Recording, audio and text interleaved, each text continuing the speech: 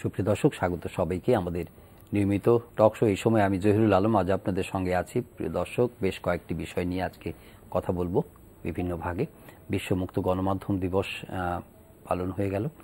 আইনমন্ত্রী আজ একটি প্রোগ্রামে বলেছেন যে সরকার কোনোভাবেই বাক স্বাধীনতা বন্ধ করতে চায় না বা সেই ইচ্ছা তাদের নেই। তথ্য এবং যোগাযোগ প্রযুক্তি বা আইসিটি নামে যে আইনটি আছে তার ৫৭ ধারাটি স্বাধীন বক্তব্য দেওয়া, মুক্ত বক্তব্য রাখার যে স্বাধীনতা, সেই অধিকারটা ব্যাহত করছে। এই নিয়ে অনেক আলোচনা হয়েছে, অনেক অভিযোগ উঠেছে। সেটি ওনার ভাষায় যে প্রস্তাবিত ডিজিটাল সিকিউরিটি আইন যেটি আসছে তার মাধ্যমে সেই কনফিউশনগুলো দূর হয়ে যাবে বলে তিনি আশ্বস্ত করেছেন। এটি একটি খবর।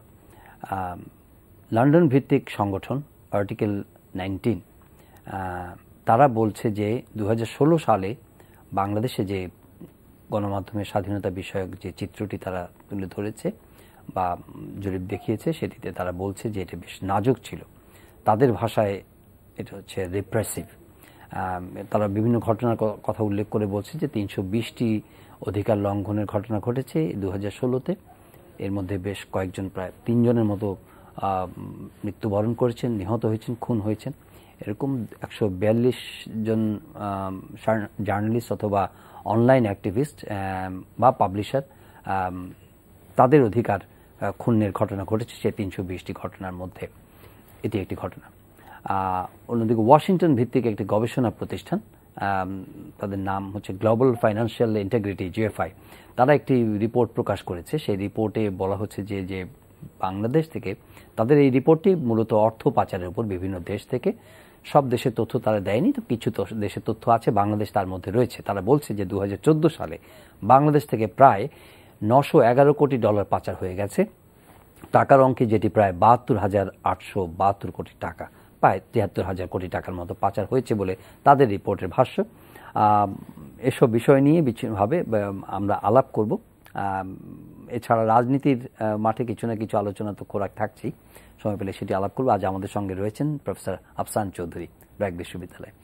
আমি একটা লম্বা চড়া একটা ভূমিকা রেখেছি ভাই। হ্যাঁ, শুরু করতে পারি যে বিশ্ব মুক্ত গণমাধ্যম দিবস, যে বিষয়গুলো আজকে আইসিটি অ্যাক্ট 57 নিয়ে তো অনেক আলোচনা আছে, অনেক কনসার্ন আছে এবং এটার অপপ্রয়োগের বিষয়ে অভিযোগ আছে। যদি ওনারা বলছেন যেগুলো মামলা হয়েছে সেগুলো আইনমন্ত্রী দেখবেন। আপনি এই প্রসঙ্গে এই বিষয়টি যদি টাচ করেন প্রথমে। ধন্যবাদ। আমি এইটা নিয়ে এর মধ্যে লিখেছি, বলছি। আমার কাছে যেটা মনে হয় যে পশ্চিমাদের যে প্রতিষ্ঠানগুলো আছে তাদের যে বিশ্ব সম্পর্কে যে ধারণা, এটা আমাদের অভিজ্ঞতা এবং ধারণা থেকে অনেকটা আলাদা।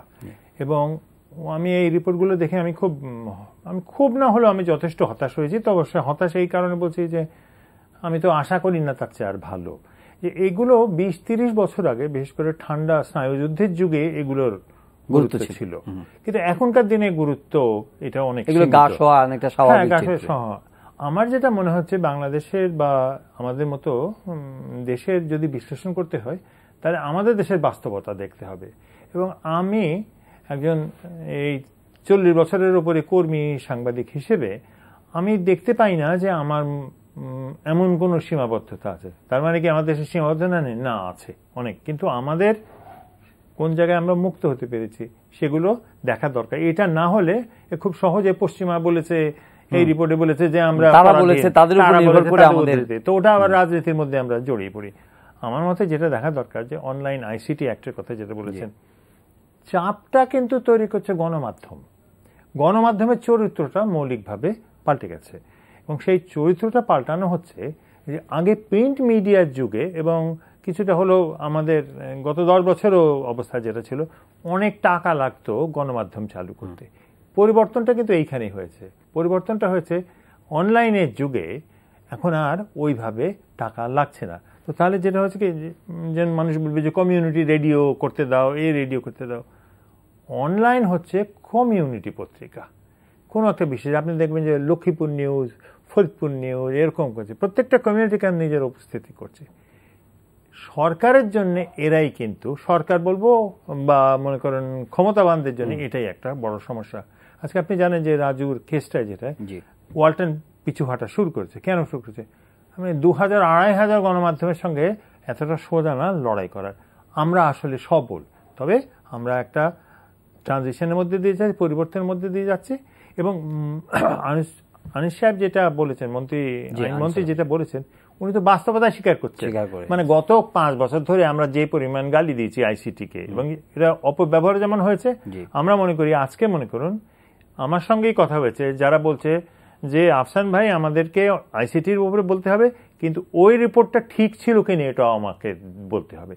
এই পরিপক্কতার কিন্তু উল্লেখ এই রিপোর্টগুলোতে নাই। এটা খুব উপর থেকে দেখা, বাংলাদেশের অবস্থা খুব খারাপ, বাংলাদেশে আমি নিজে বলতে পারি যে কতবার আমরা ফোন শুনে, এগুলোর মোস্টলি টালি, মানে একটা ঘটনা, একটা কম্পাইলেশন। আমি এর চেয়ে বেশি এগুলোকে দেব না। এবং দ্বিতীয়ত আমি মনে করি যে বাংলাদেশে একটা মৌলিক বিষয় যেটা আগে গণমাধ্যম হতো, আপনি যদি গেলেই, আপনি যদি কোনো অনুষ্ঠানে যান, আমি গতকাল একটা অনুষ্ঠানে গেছিলাম, ওখানে সবাই মানিক মিয়ার রেফারেন্স দিল।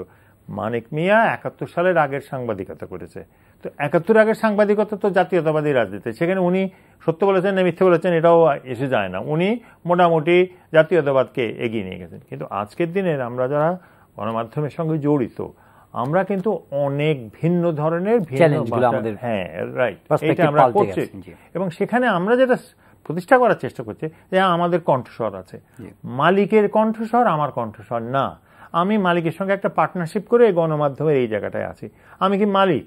আমি না, মালিক না। আমি কি সম্পাদক? না, আমি সম্পাদক না, আমি কর্মী। এই যে কর্মীর সাবল্য, এটা কিন্তু এর পূর্বে এতটা ছিল না। এটা ট্রেড ইউনিয়নের বাইরে। ট্রেড ইউনিয়ন তো রাজনৈতিক দল করে, কেউ আওয়ামী লীগের ট্রেড ইউনিয়ন করে, কেউ বিএনপি ট্রেড ইউনিয়ন। তারা গণমাধ্যম জগতেও শ্রদ্ধেয় ব্যক্তিত্ব না, তারা হয়তো সুবিধাবাদী ব্যক্তিত্ব, তাদেরকে কেউ শ্রদ্ধা করে না। এবং আমি মনে করি এটা হচ্ছে সবচেয়ে আমাদের ইতিবাচক দিক, যে নতুন যে নেতৃত্বটা আসছে, বিশেষ করে অনলাইনের ভিত্তিতে, এরাই কিন্তু গণমাধ্যমের নেতৃত্ব দেবে। তো আমি একেবারে পরাধীন হয়ে গেলে আমার নেতৃত্ব উঠবে কি করে? উঠছে তো, আমি প্রতিদিন দেখছি উঠছে। আমি মনে করি এই মাত্রাটা ওই রিপোর্টগুলোতে নেই। তার মানে হ্যাঁ, মানে এই যে আপনি যে বিদেশি রিপোর্টগুলোর কথা বলছেন, জি, ওই বিদেশি রিপোর্টগুলোতে নেই। কিন্তু আমরা যেই অর্থে এটাকে চতুর্থ স্তম্ভ হিসাবে গণ্য করা হয়, যে ইন টার্মস অফ পাওয়ার বলতে মানে মানুষের কণ্ঠস্বরের সঠিক প্রতিফলনটা তুলে ধরা এবং কথা বলা, সেই জায়গাটা, সেই অবস্থাটা কতটা এনশিওর্ড আপনার কাছে মনে হয়, বা কতটা এশিওর্ড মনে করছেন? আমরা কোনো অবস্থাতে, গতকাল আমি একটা অনুষ্ঠানে এই কথাকে বলছিলাম যে আমি যখন বাংলাদেশে ওই আদালত ব্যবস্থার কথা আপনি যদি ধরেন, এটায় কোনো অ্যাসিওরেন্স আছে? কিছু অ্যাসিওরেন্স নাই। আমি নিজে তো যেহেতু মামলা টামলা হয়েছে আমাদের নামে, আমরা তো জানি যে আমরা গিয়ে কোন জগতে এলাম। দ্বিতীয়ত, আমি যখন মানুষ কতটা আদালতের কাছে যায়, আশ্রয় প্রার্থনা করে, তাতে আপনি দেখবেন খুব কম, খুব খুব খুব কম মানুষ। কারণ মানুষ ভয় পায়, মানুষ মনে করে এই আদালতের কাছে গেলে আমার টাকা পয়সা শেষ হয়ে যাবে, আমার লম্বা যাত্রা। এবং ওটাতে আপনি বেশ কিছু কেসের কথা তো আপনি শুনেছেন যেখানে ভুলেও গেছে। আমরা তো নিজেরাও বলে যাবো যে কোন কেস কি করেছে। হয়তো আমি সাংবাদিক হিসেবে যখন একেবারে রিপোর্টার হিসেবে করেছি, এখন হয়তো সিনিয়র সাংবাদিক হিসেবেও সেটাই এখন দেখছি। কিন্তু আমরা ওই জগতের সঙ্গে অতটা কথা বলছি না, আমাদের পরিসরটা আলাদা করে ফেলেছি। আমি পরিসরটা আলাদা করে আমি আমার কণ্ঠস্বরটা দিয়ে সরাসরিভাবে জনগণের সঙ্গে করছি। তো অতএব আপনি যদি এইভাবে দেখেন যে ক্ষমতাবান আর সরকার, মালিক ক্ষমতাবান সরকার একদিকে রয়েছে, গণমাধ্যমের কর্মী আর জনগণ আরেকদিকে গেছে। এই সমীকরণটা কিন্তু আমাদের গণমাধ্যমে আগে কোনোদিন ছিল। মানে আপনি নট নেসেসারিলি সবকিছুর মধ্যে সরকার জড়িত আছে এরকম না, সরকার না, আমি বলছি ক্ষমতাবান। এবং ক্ষমতাবান যারা খুব বড় মাপের যদি আপনি লাভ করতে চান, তাহলে আপনার সরকারের সঙ্গে সদ্ভাব রাখতে হবে। কিন্তু আমি যেটা কোনো না কোনো ভাবে একটা যোগাযোগ একটা থাকতেই হবে, তা না আপনি আর ওই পুঁজি আহরণ করতে পারবেন না। কিন্তু গণমাধ্যম কর্মীরাই হচ্ছে বাংলাদেশের এই মুহূর্তের সবচেয়ে সরব এবং সবচেয়ে অগ্রণী অংশ। কারণ সে তো রাজনীতি করে না, সে যদি রাজনীতি করে সেটা অন্য কথা, না করলে সে সবচেয়ে নির্মোহভাবে বাংলাদেশের সাধারণ মানুষের অবস্থানটাকে তুলে ধরছে। আমি মনে করি ঐতিহাসিকভাবে কোনো মানে এটা হচ্ছে একটা আপনি সাধারণভাবে এই মূল্যায়ন, কিন্তু কোনো কি ডেভিয়েশন আপনি দেখেন? অফকোর্স হাজারটা ডেভিয়েশন, এবং আমি মনে করি যে আমাদের সঙ্গে আমাদের নিজেদের মধ্যে যত ডেভিয়েশন আছে সেটাও বিশাল, কিন্তু একই সাথে সাথে যে অর্জনটাও ছোট নয়, অর্জনটা ছোট নয়, এবং যে অবস্থানটা গণমাধ্যম কর্মীরা নিয়েছে ঐতিহাসিকভাবে, আমি এটা এনটিভি নেটেই আমি লিখছিলাম যে এইটাও অবধারিত, যারা গণমাধ্যমে কাজ করতে আসছে তারা যে শ্রেণীর প্রতিনিধি, অর্থাৎ মধ্যবিত্ত শ্রেণী তো রাজনৈতিক পরিসর নেই আমাদের দেশের রাজনীতি, আমাদের পল্টন ময়দানের রাজনীতি আর নেই, আমাদের রাজনীতিটা হচ্ছে কিন্তু সাংবাদিকতার জগতে।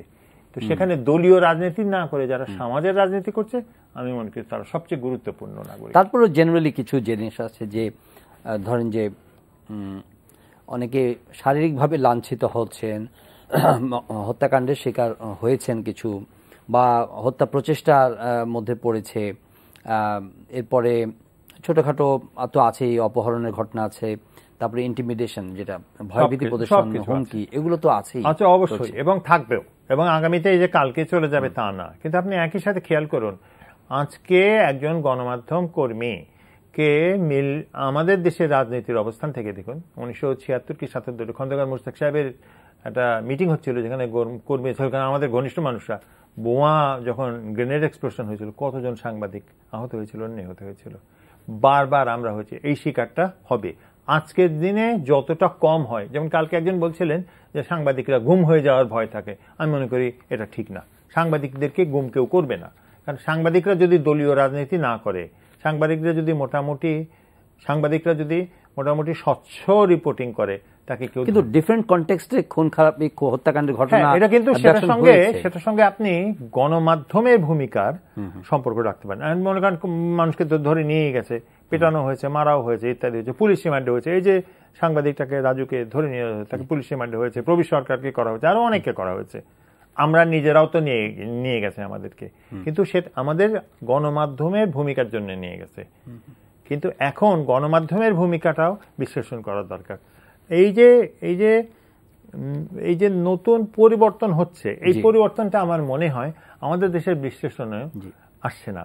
আমি এই জন্য বলছি, আমি ওই টিআইবির মিটিং এ এই কথাটা বলছিলাম যে অনলাইনটা হচ্ছে আগামী, এবং যাদের মনে করো না, আপনাদের ক্ষেত্রে কিছু মনে করেন না, আপনাদেরকে এক্সাম্পল হিসেবে আমি বলছি, যেহেতু আমি গণমাধ্যম বিশ্লেষণ করি, আপনাদের টেলিভিশন আছে, আপনাদের অনলাইন আছে, খুব সবল অনলাইন আছে, আপনাদের টেলিভিশন অনলাইন যদি থাকে, প্রায় অবধারিতভাবে আপনাদের গণমাধ্যমের নেতৃত্ব আপনাদের হবে, কারণ আপনি অনলাইনের কথা বলছেন, অনলাইন এবং আপনাদের টেলিভিশন, আপনার দুটো সংযুক্ত, যেটাকে আমরা মিডিয়ার ভাষায় বলি কনভার্জ করে গেছেন। এখন আর আমি 7:30টার খবরটা যদি মিস করি, আমি বলতে চাই না যে আমি 7:30টার খবরটা দেখতে পাবো না, আমি অনলাইনে গিয়ে 7:30টার খবরটা দেখে নেব। এই যে প্রযুক্তিগত প্রভাবটা, এরা আমাদের সনাতনী বিশ্লেষণে আসে না, এবং এই রিপোর্টগুলোতেও সেই বিষয়টা আসছে না। ওকে, আচ্ছা, ওই যে আইসিটি একটা কথা যেটা বললেন, যে এটা তো অনেকগুলো ক্রিমিনাল ডিফেমেশন কেসেস হয়েছে, তো এখন আইনমন্ত্রী যেটা আপনারা তো ভরসা করতে পারি যে আইনমন্ত্রী যে আশ্বাসটা দিয়েছেন যে এই অপব্যবহারগুলো এলিভেট হবে, এগুলো এটা সামনের দিনে থাকবে না, নতুন যে ডিজিটাল যে সিকিউরিটি অ্যাক্টের কথা বলা হচ্ছে, আইনের কথা বলা হচ্ছে, আশা করি আমার মতে আমরা অনেক বেশি অভ্যস্ত হয়ে যাই, যদি যে আমরা প্রতিবাদ করেছি বলেই তিনি পাল্টাচ্ছেন তা নয়, তারও তো উপরে প্রচন্ড চাপ আছে, এবং চাপটা তো সেই ক্ষমতাবান শ্রেণী থেকেই আসছে যে এদের সামলাও, এবং যত আপনার দেশে অনলাইন সাংবাদিকতা যত প্রসারিত হবে, আপনার এই ধরনের আইনের প্রয়োজন ততটা বেশি হবে। কিন্তু আমি মনে করি ঐতিহাসিকভাবে এখন আর এটাকে নিয়ন্ত্রণ করা সম্ভব না। আপনি ফেসবুক বন্ধ করে দিলে আপনার যে অসুবিধাটা হবে, এখন যেহেতু বাণিজ্য জড়িত হয়ে পড়েছে, এটা বিশাল অসুবিধা। আপনি ডিজিটাল বাংলাদেশ বানিয়ে ফেসবুক বন্ধ করতে পারবেন না, ইউটিউব বন্ধ করতে পারবেন না। ওইটাও তো একটা ব্রাঞ্চ অফ জার্নালিজম, একটা সিটিজেন জার্নালিজম অবশ্যই, এবং আমি মনে করি সিটিজেন জার্নালিজম দেখেন, ভোক্তা এবং উৎপাদক দুজনেই কিন্তু একজন হয়ে যাচ্ছে। অতএব এই যে নতুন ধারার সাংবাদিকতা, আমাদের এই নতুন ধারার সাংবাদিকতাকে একটু চেনা দরকার, তাহলে আমরা এটাকে মানে সর্ট অফ কনভার্জেন্স জার্নালিজম বলা যায়, কনভার্জেন্স জার্নালিজম। এবং আমি মনে করি একাধিক উদাহরণ রয়েছে, এবং আরেকটা জিনিস হচ্ছে যে আমাদেরকে রাজনীতি দিয়ে হিসেব করলে চলবে না, এবং রাজনীতি হিসেব চলবে না বলেই আমি বলছি যে আপনি দেখুন, যখন অপু সাকিবের নিউজটা আসলো, অনেকে খুব বলছে যে হ্যাঁ এটা কেন ফার্স্ট পেজ হলো। এটা ফার্স্ট পেজ হলো কারণ ভোক্তা এটাই জানতে চেয়েছে। একদিনের জন্য অপু সাকিব ফার্স্ট পেজ হবে না, এটা কি ধরনের সামাজিক চরমপন্থা যে নিউজ করতে হলে পলিটিশিয়ানেরই নিউজ করতে হবে ফার্স্ট পেজে। এইটা নড়ে গেছে। এই যে কিছু স্বল্প সংখ্যক মানুষ নির্ধারণ করছে জনগণ কি পড়বে, জনগণ কি করবে, এটা কোনো খবর হলো কিনা, হ্যাঁ খবর হলো কিনা, এই যাচাই বাছাইয়ের দায়িত্বটা খুব স্বল্প সংখ্যক এলিটের হাত থেকে চলে গেছে। এখন তারা ডিটারমিন করছে না, এখন অনেক না পড়লো কিছু এসে যায় না। এবং এই যে বড় জনগোষ্ঠী এখন নির্ধারণ করছে, এইটাই হচ্ছে আমি মনে করি মৌলিক। তো সেখানে আর আপনি একজন সাংবাদিক, দুজন সাংবাদিক, পাঁচজন সাংবাদিক নেই, যে সিটিজেন জার্নালিস্ট সেই তো সাংবাদিক, সেই সিটিজেন জার্নালিস্ট সেই নিজের ভোক্তা। এই মৌলিকভাবে পরিবর্তনশীল। এবং মনে করুন আপনি অনলাইনে গিয়ে যেটা হচ্ছে, ফেসবুকের মাধ্যমে যেটা হচ্ছে কি, ভোক্তা এবং উৎপাদক দুজনে এক হয়ে যাচ্ছে। এটা আমি মনে করি অত্যন্ত, মানে আমাদের মতো যারা এতগুলো সেন্সারের দুনিয়ার মধ্যে বসবাস করে এসে যে মুক্ত বোধ করি, এটা আগে কোনোদিন করিনি। হ্যাঁ, আমরা সামলাই না। আমি কি এখন ধরে প্রধানমন্ত্রীকে একটা গালি দিয়ে বসে আশা করবো যে প্রধানমন্ত্রী চুপ করে বসে থাকবে? তা তো না। আমি গালি দেবো না, আমি অনেক কিছু করবো না, আমি কোনো কিছুকে, কোনো বিষয়কে আছে ছোবো না। আমি তো আইনের দরকার নেই আমার এটা জানার জন্য। আমি এই রাশটা টানবো। আমি আপনার সঙ্গে কথা বলতে গেলে আপনাকে তো গালি দেবো না। তো এটা তো আমি সামাজিকভাবে বুঝেছি, এটা কি আমার গণমাধ্যমের স্বাধীনতার মধ্যে পড়ে না? আমি মনে করি যে আমরা অংশগ্রহণকারীমূলক গণমাধ্যম বাংলাদেশে অনেক সবলভাবে উপস্থিত হয়েছে। একটা ব্যাপার যে আমরা একটা পজিটিভ পিকচার, মানে সোফা একটা পজিটিভ পিকচার আমাদের সামনে আছে বা পেইন্ট করতে পারি আমরা, যে অ্যাডভান্সমেন্ট আমরা হয়েছে, প্রোগ্রেসটা আমরা অর্জন করেছি। কিন্তু একইভাবে যদি আপনি দেখেন যে সেন্ট্রাল ব্যাংকে যখন অর্থ লোপাট হয়ে গেল, তখন খবরটা কিন্তু আমরা পাইলাম, আমরা পাইনি, মানে আমরা পাইনি বলে আমাদের এখানে কোনো নিউজ পেপার আসেনি। আমরা ফিলিপিন্স থেকে নিউজটা প্রথম ব্রেক করলো। এই ধরনের ঘটনায় আপনার কি মনে হয় যে ইনভেস্টিগেটিভ জার্নালিজমের ক্ষেত্রে, জেনারেলি বাই অ্যান্ড লার্জ আপনি বলেছেন, কিন্তু পেনিট্রেট করা, যে কোনো কিছুর মধ্যে ডিগিং করা, কোনো কিছুকে ডগেডলি পারসু করা, এই ধরনের প্রয়াস গণমাধ্যমের কার্যক্রমের মধ্যে আছে কিনা? থাকলে কিভাবে আছে, আর না থাকলে কেন নেই? আপনাকে ধন্যবাদ দিচ্ছি এই কথাটা বলার জন্য। কিন্তু আমি মনে করি আমাদের দুর্বলতা সবচেয়ে বড় জায়গা হচ্ছে এইটা। আমরা যখন গণমাধ্যমের স্বাধীনতার কথা বলি, আমরা খালি মনে করি যে আমরা আওয়ামী লীগ বিএনপিকে গালি দেওয়ার স্বাধীনতা। আমরা এই যে স্বাধীনতা, জনগণের মানুষের জানার প্রয়োজন, অধিকার যে বাংলাদেশ ব্যাংকে ওই চুরিটা কিভাবে হলো, সেইটার দায়িত্বটা কিন্তু আমরা পালন করিনি।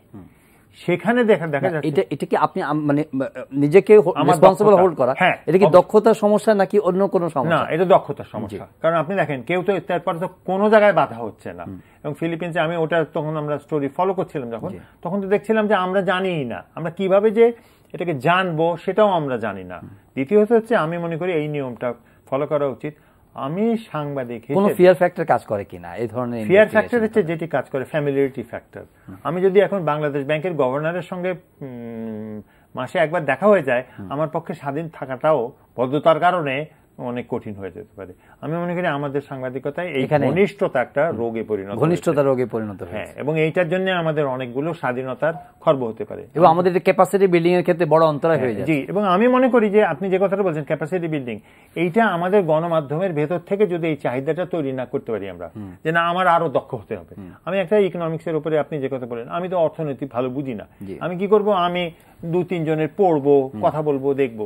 আমি দেখেছি গণমাধ্যমে কয়েকজন অর্থনীতিবিদ অসাধারণ ভালো লেখেন তারা, এমনকি মধ্য আয় নিয়ে যে সরকার যেটা বলছে যে মধ্য আয় দেশ হয়ে গেছে, তারা দেখাচ্ছেন যে কিভাবে এটা মধ্য আয় দেশ হওয়াটা কতটা কঠিন হবে বা আদৌ এটা হতে পারবে কিনা।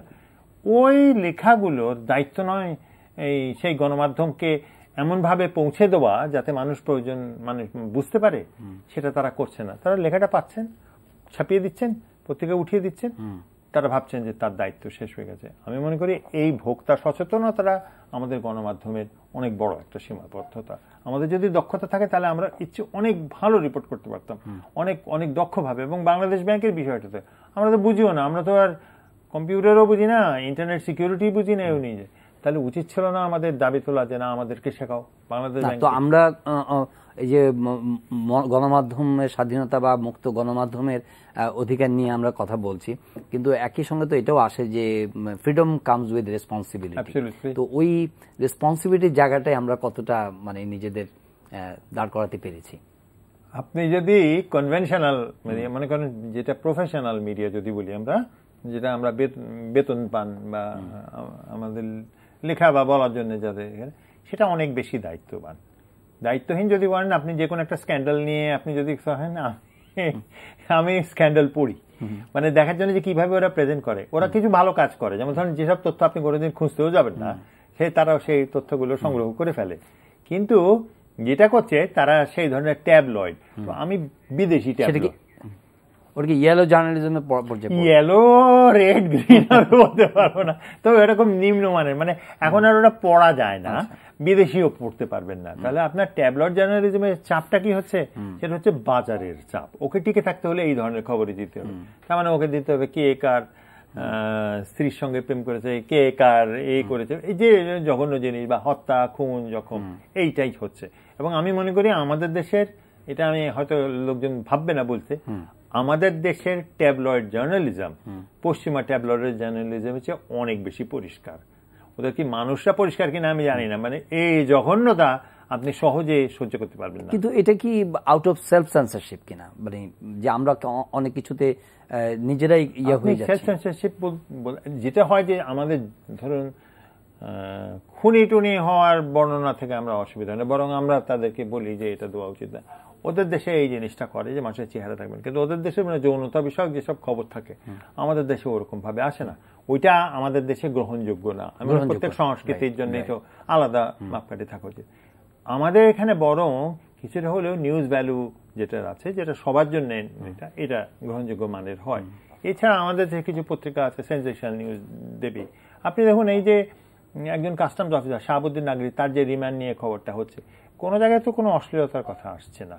এটা যদি পশ্চিমা গণমাধ্যমে হতো তাহলে আপনি চিন্তা করতে পারতেন না। এটা কিন্তু সোশ্যাল ভ্যালুজ।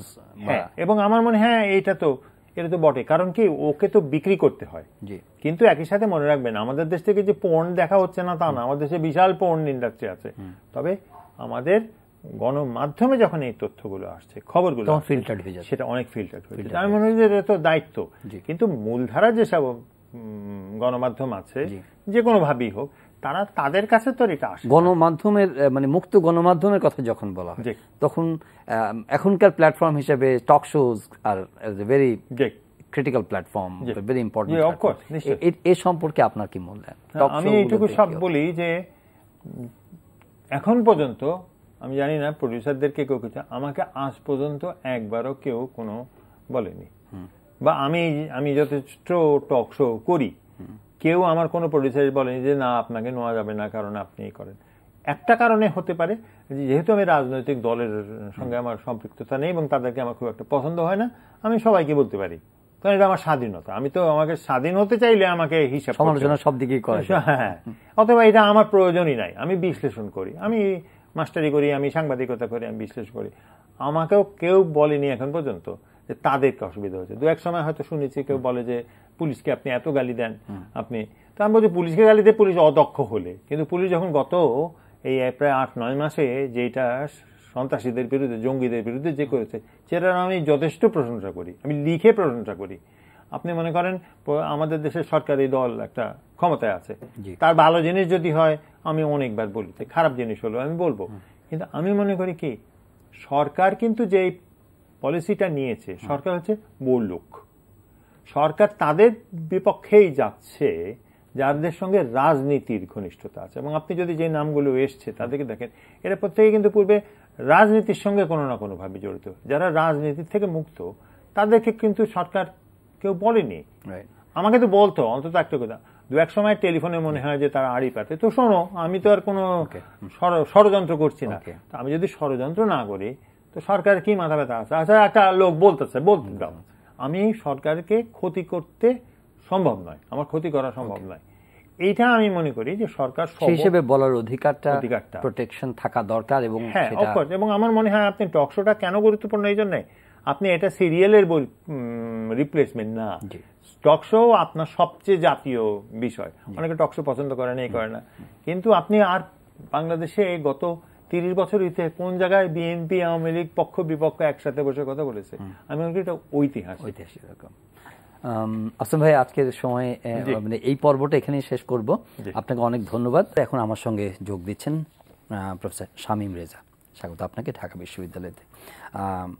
আমরা কথা বলছিলাম অনেকগুলো বিষয় নিয়ে, যেমন আইনমন্ত্রী আজকে একটা প্রোগ্রামে বলেছেন যে মানুষের বাক স্বাধীনতাকে রুদ্ধ করার কোনো ইচ্ছা চেষ্টা সরকারের থাকবে না, এবং আইসিটি অ্যাক্টের যে 57 যে ধারাটি আছে সেটা যে মানে স্বাধীনতা খর্ব করার যে অভিযোগটা আছে সেটা ওনারা নতুন যে আইন করতে যাচ্ছেন ডিজিটাল সিকিউরিটি যেটা, সেখানে তারা এলিভিয়েট করার চেষ্টা করবেন বলে এক ধরনের আশ্বাস দিয়েছেন।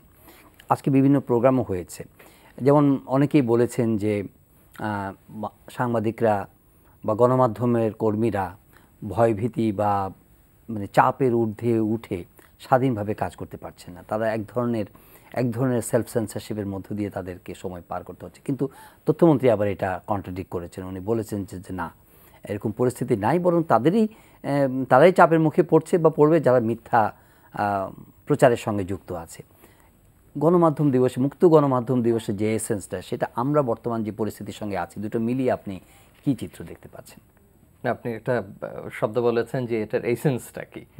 আমাদের এসেন্সটা এটা ছিল যে কোনো ভয়ভীতি ছাড়া এবং এমন একটা অনুকূল পরিবেশ থাকে যেখানে গণমাধ্যম কর্মীরা কাজ করবেন।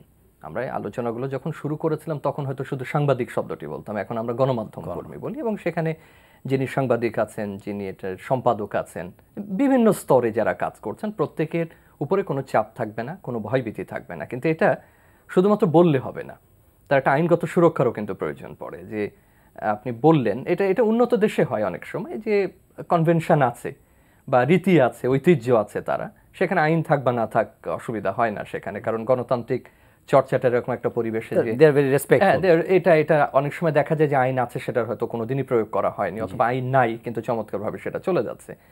আমাদের মতো পরিবেশে আমরা একটু সুরক্ষার ব্যাপারটা চাই, এবং সেই সুরক্ষা মানেই যে প্রতিদিন আইন করতে হবে সেটাও কিন্তু আমি বলছি না। কোনো না কোনো অবস্থায় এটা হতে পারে, এটা বিভিন্ন ফর্মে থাকতে পারে, বিভিন্ন অবস্থায় সেই আমি মনে করি প্রতিশ্রুতি থাকতে পারে যেটা করা হবে না, এবং সেই পরিবেশটা তৈরি করা হবে। আর আপনি যখন অনুকূল পরিবেশের কথা বলছেন বা কন্ডিসিভ এনভায়রনমেন্টের কথা বলছেন গণমাধ্যমের জন্য, গণমাধ্যম কর্মীদের জন্য, তখন এর কিন্তু একটা আইনগত দিকও আবার থাকে। এখন আমরা হয়তো একেবারে ফার্স্ট অ্যামেন্ডমেন্টের মতো মার্কিন যুক্তরাষ্ট্রের মতো ওই ধরনের কোনো কিছু হয়তো এই মুহূর্তে করতে পারবো না, বা সেই ধরনের পরিস্থিতি আমাদের এখানে নাই। কিন্তু সুরক্ষার ব্যাপারগুলো আমি মনে করি যে সুরক্ষা দেবে কে? সুরক্ষা তো রাষ্ট্র দেবে।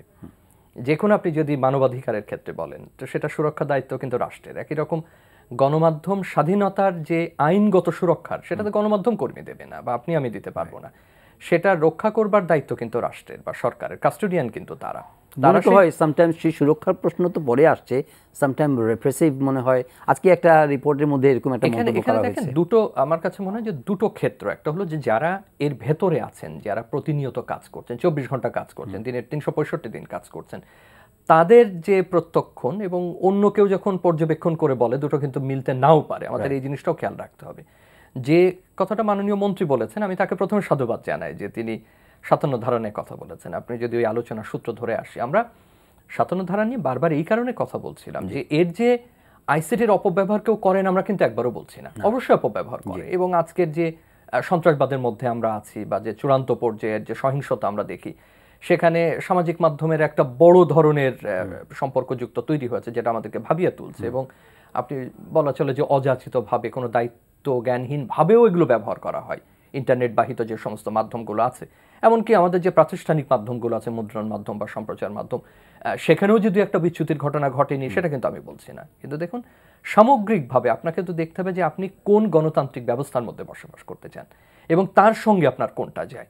আপনি যদি মনে করেন যে আপনার রাষ্ট্রের এটা ডেমোক্রেসি, কিন্তু ডেমোক্রেসির অনেক ধরনের ফর্ম হতে পারে, গণতন্ত্রের অনেক রূপ হতে পারে। আপনি যদি মনে করেন যে পুরোটাই পরিবেশ এবং পুরোটাই আপনার মার্কেট ড্রিভেন একটা ডেমোক্রেসিতে আপনি যাবেন, তাহলে কিন্তু মার্কেটই আপনার ডিসাইড করবে, যেখানে শুধুমাত্র গ্রোথটা আপনার কাছে গুরুত্বপূর্ণ হয়ে উঠতে পারে। এখন প্রবৃদ্ধি অবশ্যই গুরুত্বপূর্ণ, আপনার এই বস্তুগত উন্নয়ন অবশ্যই গুরুত্বপূর্ণ, কিন্তু সেই সাথে সাথে আমরা তো মনে করেছিলাম যে একটা উদারনৈতিক গণতান্ত্রিক পরিবেশে আমরা বাস করব। আপনি যখনই বিশ্ব মুক্ত গণমাধ্যম দিবসের কথা বলছেন, তখন কি তার উদারনৈতিক গণতান্ত্রিক সমাজের কথা বলছেন বা রাষ্ট্রের কথা বলছেন, সেই মূল্যবোধগুলো থাকবে। আপনি কিন্তু ওই কথা বলছেন না যে যেখানে গভর্নেন্স নাই। আমি যদি নাম ধরেই বলি, আপনি নিশ্চয়ই সোমালিয়াকে বলবেন না, বা ইথিওপিয়াকে এই মুহূর্তে বলবেন না, বা আপনি ইয়েমেনের পরিস্থিতি নিশ্চয় বলছেন না, বা মালির পরিস্থিতি আপনি বলছেন না। আপনি সেই সমস্ত সমাজের কথা বলছেন যে যার ওই সমস্ত রাষ্ট্রের কথা বলছেন যার সঙ্গে আপনার সাংবিধানিক কাঠামোর মিল আছে, যার সঙ্গে আপনার রাষ্ট্র ব্যবস্থার মিল আছে, যার সঙ্গে আপনার সরকার ব্যবস্থার মিল আছে, গণতান্ত্রিক মূল্যবোধগুলোর মিল আছে, সেরকম একটা জায়গায় 57 ধারার মতো বিষয়গুলো নিয়ে এই কারণে আলোচনা ওঠে যে আমাদের কাজ হবে দিনে দিনে এই চাপগুলো কমিয়ে আনা।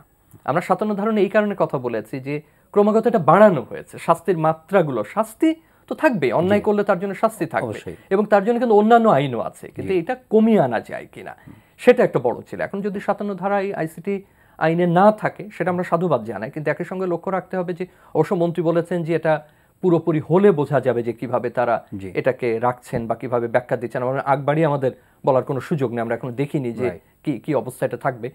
একই সঙ্গে আমাদের এটাও অনুরোধ থাকবে এটার জন্য অন্য কোথাও জায়গা না করে নাই। আমি আইসিটি আইন থেকে সরিয়ে নিচ্ছি, কিন্তু সরিয়ে আমি যেন এটা আবার অন্য কোনো ফর্মে বা অন্য কোনো রূপে আমি অন্য কোথাও এটা সংযুক্ত না করি। আর পরের যে আপনি কথা বলছেন যে গণমাধ্যম কর্মীরাই ভালো বলতে পারবেন যে তারা কি ধরনের বোধ করেন। এখন বিশ্ব মুক্ত গণমাধ্যম দিবস যখন আমরা আজকের দিনে বলছি 2017 সালে, তখন কেবলমাত্র প্রাতিষ্ঠানিক টেলিভিশন সংবাদপত্র কিন্তু আর না, আমাদের একটা বিরাট পরিসর তৈরি করেছে, ডিজিটাল প্ল্যাটফর্ম তৈরি করেছে, যেখানে আপনার আমার মতো যারা প্রশিক্ষিত না অথবা প্রশিক্ষিত কিংবা একটা কাঠামোর মধ্যে থাকেন না, একটা খুব কঠোর সম্পাদকীয় নীতিমালার মধ্যে তারা থাকেন না, এরকম জায়গায় কিন্তু তারা এখন সংবাদ উৎপাদন করেন, সংবাদ বিতরণ করেন, কিংবা গণমাধ্যমের যে সমস্ত উপাদানগুলো থাকে, আপনি সামাজিক মাধ্যম বলতে পারেন, এটা অনলাইন রেডিও হতে পারে, অনলাইন টেলিভিশন হতে পারে, এটা অনলাইন পোর্টাল হতে পারে, আরো অনেক রূপে আছে, এটা ব্লগ হতে পারে, যেখানে তারা তাদের মত দিচ্ছে। এবং এই মতটা সবসময় একেবারে সে সাহিত্যভিত্তিক মত তা কিন্তু না, সে সংবাদের আদলে সেটাকে দেবার চেষ্টা করছে, সম্পাদকীয় মতো করে দেবার চেষ্টা করছে, বা উপসম্পাদকীয় মতো করে তার মতামতগুলো দেবার চেষ্টা করছে। এখন ওই জায়গাগুলোতে স্বাধীনতার ব্যাপারটা কি হবে এবং সেটাকে কি করে আমরা আমাদের গণতান্ত্রিক মূল্যবোধগুলোর সঙ্গে সংযুক্ত করব? মানে মোটা দাগে মুক্ত গণমাধ্যমের পথে অন্তরায়গুলো বা বাধাগুলো আপনার চোখে? আমি যদি সামগ্রিকভাবে বলি, একটা হয় যে আমাদের দক্ষতা একটা বিষয় যেটা আমাদেরকে স্বীকার করতেই হবে, যে দক্ষতাটা আমাদের নগরের সাংবাদিকদের হয়েছে, আরো স্পষ্টভাবে বললে ঢাকার সাংবাদিকদের হয়েছে, বা হয়তো দু একটা বিভাগীয় সাংবাদিকদের হয়েছে, সেটা কিন্তু স্থানীয় সাংবাদিকদের হয়নি। এখন বাংলাদেশের সমস্ত সংবাদপত্রের বিকাশ যদি আমি কেবল ঢাকাতে গিয়ে বিশ্লেষণ করি তাহলে কিন্তু হবে না। তো ঢাকার বাইরের যে গণমাধ্যমগুলো আছে তাদের কতখানি সক্ষমতা বৃদ্ধি পেয়েছে, তারা আইন যখন তারা ভঙ্গ করবার মতো অবস্থানে যান সেটা তারা জানেন কিনা, তারা অন্যের অধিকার যখন খর্ব করেন সেই সম্পর্কে তাদের ধারণা আছে কিনা, অন্যের গোপনীয়তা যখন তারা করেন সেই ধারণা তারা আছে কিনা, সংবাদ খুঁজতে গিয়ে তারা তার সীমার বাইরে চলে যান কিনা, যেটা রাষ্ট্র অনুমোদন করে না, সমাজ অনুমোদন করে না, আইন অনুমোদন করে না, এরকম পরিস্থিতির মধ্যে তিনি পড়েন কিনা, অথবা তিনি তার পরিধির মধ্যে পড়ে না এরকম কোনো বিষয়ের সঙ্গে তিনি যুক্ত হয়ে যান কিনা। রাজনীতি সংশ্লিষ্ট একটা বড় জিনিস হতে পারে, স্থানীয় অনেক প্রভাব বলয় থাকে, ক্যাপাসিটি বিল্ডিং আমি সামগ্রিকভাবে বলছি, সেটার একটা ঘাটতি কিন্তু ঢাকার বাইরে রয়ে গেছে। এথিক্যাল স্ট্যান্ডার্ডও কিন্তু তার সঙ্গে যুক্ত, কারণ এথিক্যাল স্ট্যান্ডার্ডটা তো তখন আসবে আপনি যত বেশি ভালো প্রাতিষ্ঠানিক কাঠামোর মধ্যে থাকবেন, আপনি তত বেশি এথিক্যাল স্ট্যান্ডার্ডে কাজ করবেন। আপনি যেমন কথায় কথায় কেন ওয়াশিংটন পোস্ট বা নিউ ইয়র্ক টাইমস এগুলোর উদাহরণ দেন, বা গার্ডিয়ানের উদাহরণ দেন, বা আমাদের বড় বড় পত্রিকার উদাহরণগুলো কেন দেন, কারণ তারা খুব উঁচু মানদণ্ড তৈরি করেছেন, একটা নীতিমালা তৈরি করেছেন, যার ভিত্তিতে তারা কিন্তু ওই ফাইট দিতে পারেন, এবং তারা যখন কোর্ট ব্যাটলে চলে যান তখন তারা তাদের অবস্থানটা তুলে ধরতে পারেন। আপনি ট্রাম্পের সঙ্গে আপনি যদি বাচনিক সংঘাতগুলো দেখেন, আমি বাচনিক সংঘাত হিসাবে বলছি যে ট্রাম্প যেহেতু কিছুদিন পর যেভাবে নিষেধাজ্ঞা করছেন গণমাধ্যমের উপর, গণমাধ্যমও কিন্তু তার রেসপন্স তাদেরকে দিচ্ছে যে দেখো প্রেসিডেন্ট, তুমি যে জিনিসের বলে বলছো সেটা কিন্তু এই প্রথম সংশোধনী, এই প্রথম সংশোধনী তোমাকে এই সুযোগ করে দিয়েছে যে রাষ্ট্রের প্রেসিডেন্ট হবার পরে তুমি টুইট করতে পারো, তুমি প্রতিদিনকার কথাগুলো আমাকে জানাতে পারো, ব্যক্তিগত জিনিস, অব্যক্তিগত বিষয় সবকিছু তুমি বলতে পারো, তোমার যেমন অধিকার আছে আমারও কিন্তু অধিকার আছে, জনগণের জানার অধিকার আছে, এই তিনের মাঝে একটা সমন্বয় করে কিন্তু তোমাকে চলতে হবে। কারণ আমাদের যেটা বলছে যে আপনি যে এথিক্যাল স্ট্যান্ডার্ডের কথা বললেন সেটার ভায়োলেশনের কারণেও কিন্তু সাংবাদিক অনেক সময় নির্যাতনের মধ্যে পড়ে যান।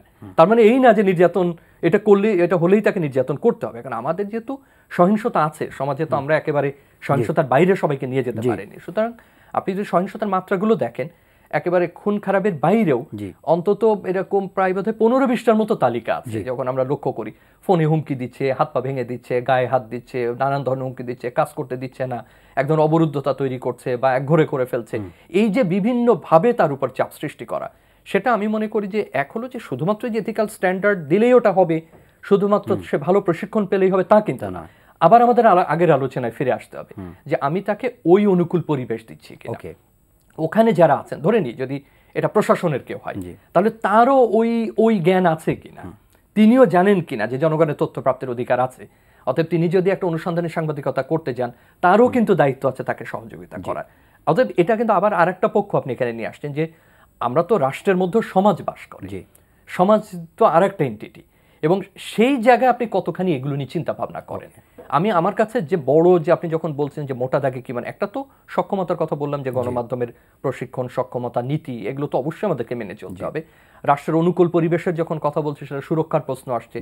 আমি যদিও একেবারে আমি 2 দিন পর পর আইন করার একেবারেই পক্ষে না, আমরা বারবারই গণমাধ্যমের সুরক্ষার কথা বলি। সুরক্ষা মানে না এই না যে একেবারে কঠোর অপরিবর্তনীয় অনমনীয় কোন আইন করতে হবে। সুরক্ষা অনেকভাবে দেওয়া যেতে পারে, রাষ্ট্র চাইলে সম্প্রচার আইনের উদ্যোগ যেটা করে রাষ্ট্র চাইলে অনেকভাবে সুরক্ষা দিতে পারে। আমি বলেছি এটা লিখিত হতে পারে, অলিখিত হতে পারে, এটা কনভেনশন হতে পারে, এটা প্রতিশ্রুতির ব্যাপার হতে পারে, কিন্তু সেই প্রতিশ্রুতি রাষ্ট্রকে দিতে হবে যে না আমি সেই মুক্ত সাংবাদিকতা দেব তাকে, বা সেই মুক্ত পরিবেশ সেটা আমাকে মেনে নিতে হবে। এবং আপনি এর আগেও একটা কথা বলেছিলেন যে এই যে ব্যক্তি পর্যায়ে সেন্সর করবার যে প্রবণতা, সেটা কিন্তু একটা থ্রেট পারসেপশন থেকে আসে।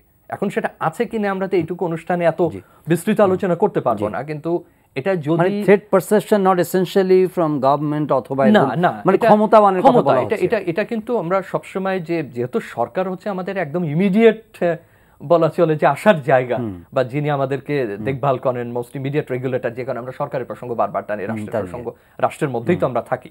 কিন্তু অন্য পক্ষও কিন্তু আছে, এটা বাণিজ্যিক চাপ হতে পারে তার উপরে।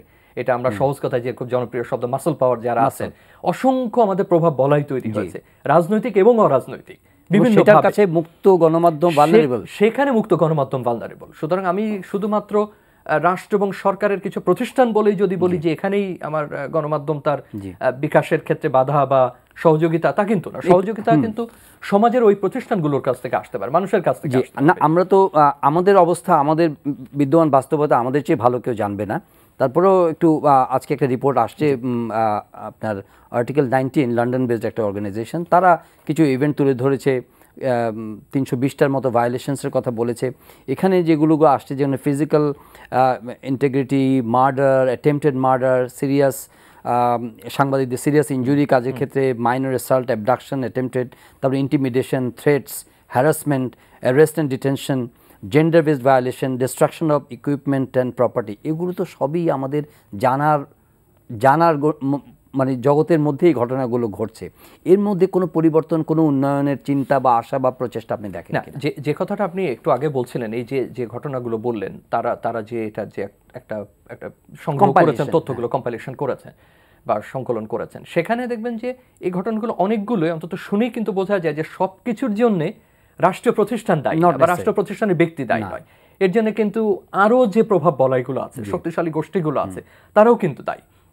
তার মানে বিকাশের জন্য আপনি অনুকূল পরিবেশের জন্য রাষ্ট্রের কাছে যাচ্ছেন, সুরক্ষার জন্য রাষ্ট্রের কাছে যাচ্ছেন, কিন্তু আপনাকে বাকিরা কিভাবে গ্রহণ করছে, মুক্ত সাংবাদিকতা দরকার কিনা, মুক্ত গণমাধ্যম দরকার কিনা, আপনি থ্রেট পারসেপশন বিহীন একটা সমাজ প্রয়োজন কিনা, রাষ্ট্র প্রয়োজন কিনা, এবং আপনি যদি বলেন যে সামাজিক মাধ্যমগুলোতে হোক আর প্রাতিষ্ঠানিক গণমাধ্যমে হোক আর যেভাবেই হোক না কেন, সেখানে আপনি সেলফ সেন্সারে যাবেন না, এই পরিবেশের জন্য কিন্তু মানুষের একটা সম্পৃক্তি আছে। আপনি যতগুলো উন্নত দেশের উদাহরণ এই মুহূর্তে দিতে পারেন, তার সব জায়গায় দেখবেন যে জনগণ কি চায়, জনগণের চাওয়ার উপরে কিন্তু নির্ভর করে।